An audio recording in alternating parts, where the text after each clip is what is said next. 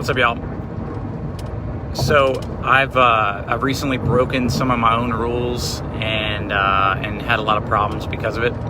And so I want to run by you the rules that I try to stick to when I'm getting deals locally.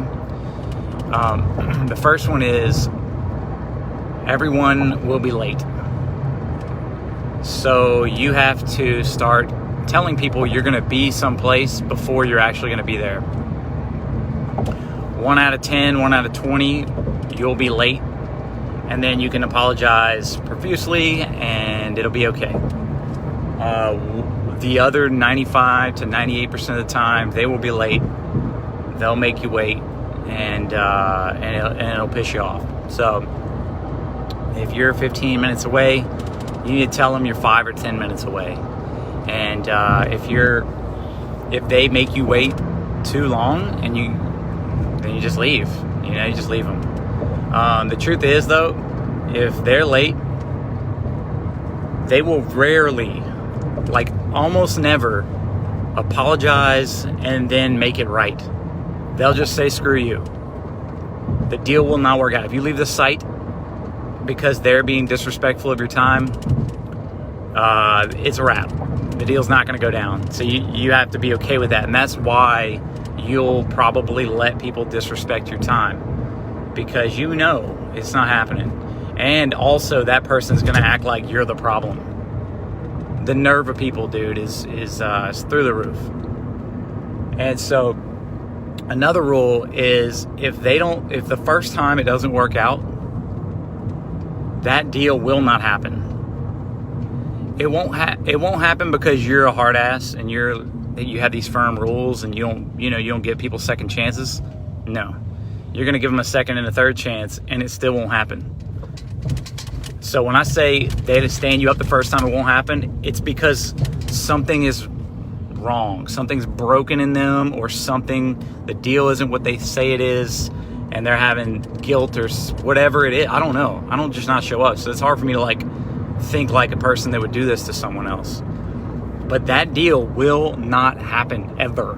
Not fucking ever. And if it does, if in the rare instance it does, they'll have withheld some information. It'll be cracked, both sides. They said it was cracked one side. They'll say, oh, it's just a hairline crack, as if a hairline crack isn't a crack. The other day, it's just happened to me. This guy stood me up, and he comes back to me 2 weeks later. Man, I got an iCloud lock, this or that. And I said, okay, cool. How much? He tells me a price, and right before I leave, he says, man, I want $100 more than that. I was like, no, I'm not going to do it. So the next rule is anyone that changes anything up last minute, other than you, don't do the deal. Just don't do deals like that. You make a deal, you go and do it. That's it. There's plenty enough deals out there to where you make one, you meet them, it gets done. That's it. So that guy, that phone I would have made $200 on, and then he raises $100. You know what? It's not me being greedy. I just know that deals like this do not work out. So when he raised the price $100, what else was it going to be? I was going to get there and he's be a half hour late. The phone wasn't going to be what he said it was going to be. I don't know. I think I'm mixing deals. So many deals. But anyway, if they switch location, if they all of a sudden want you to prove that you've got the money on you, like take a picture of the cash or something, dude, you're not the one that's doing anything shady ever. So you don't need to prove yourself to anyone. If they're acting like they're skittish, or they need you to prove that you're worthy, the truth is, it's their show, it's their phone. You're sort of like trying to take frame from them and act like it's yours, but really it's not. They got the phone, they got the deal. Anything changes though, you've got to move on.